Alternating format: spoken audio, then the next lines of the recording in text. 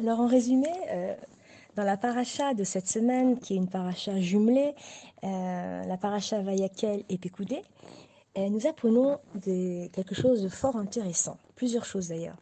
Comme quoi, avant d'entreprendre la construction du tabernacle, Moshe Rabbeinu a réuni tous les enfants d'Israël et il leur a dit, voici ce que Dieu vous a ordonné. Pendant 6 jours, le travail sera fait et le septième jour, c'est Shabbat. Le Shabbat est une mitzvah si importante qu'elle passe avant la construction du Mishkan.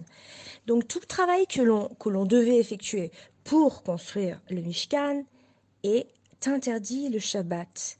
Alors, par exemple, dans le Mishkan, il fallait construire, alors il est défendu de construire le Shabbat. Dans le Mishkan, il fallait écrire sur les piliers pour savoir la direction dans laquelle il devait être placé. Eh bien, il est interdit d'écrire le Shabbat, etc., etc., etc. Donc, 39 genres de travaux étaient nécessaires pour la construction du Mishkan. Et ce sont ces 39 travaux principaux qui sont interdits le Shabbat. Donc le peuple a répondu à cet appel et a fait don avec générosité de tous les matériaux nécessaires. Il y avait donc, comme nous l'avons déjà dit la dernière fois, de l'or, de l'argent, du bronze, des tissus pourpres, bleu azur et écarlate, des pots, du bois, de l'huile d'olive et des pierres précieuses. Et d'ailleurs, il y en a eu tellement et tellement que Moshe a été obligé de faire arrêter les dons car ils avaient dépassé largement ce qui était nécessaire. On voit également qu'une équipe d'artisans dotés de sagesse, sous la direction de Betsalel et de Aholiav, ils réalisent les composants du tabernacle. Alors, il y avait donc les poteaux de bois et leur socle en argent. Les trois pots qui forment le toit, le parochet, c'est-à-dire le rideau, qui sépare le saint des saints du reste du tabernacle. Ils conçoivent également l'arche sainte, c'est-à-dire le Aaron à Kodesh, qui contient les tables de la loi, le chandelier à 7 branches, qu'on appelle la menorah, la table des pains, et enfin l'autel intérieur en or pour les encens. Il crée enfin l'autel extérieur, un bassin en argent, les poteaux et les rideaux pour délimiter la cour.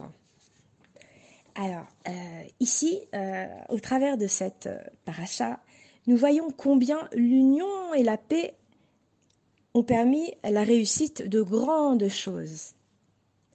On voit à travers cette paracha que tous les différents types de juifs ne formaient qu'un.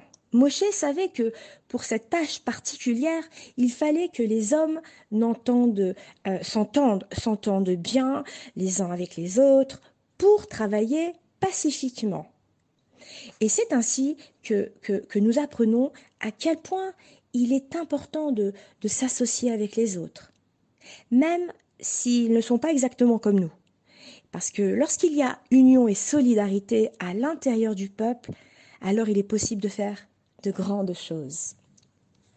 Voilà pour aujourd'hui, pour la paracha, Bezrat Hashem, que nous soyons, que nous puissions euh, faire la volonté d'Akadosh Baruch Hu et lui construire une demeure ici-bas, Bezrat Hashem, grâce à notre shalom, à notre ardout, Chazak, non, j'y arrive, Chazak, Venit Chazak. Et de la même façon que nous avons terminé enfin le second livre, le second livre de la Torah, c'est-à-dire le second livre Shemot, eh bien, nous l'avons étudié dans la joie. Que nous puissions donc continuer à étudier, Bezrat Hashem, que nous soyons méritants d'étudier également les autres Chumashim jusqu'au Sefer Devarim. Chazak, à bientôt, Shabbat Shalom, Chodesh Tov Nisam, Bezrat Hashem, Shabbat Shalom.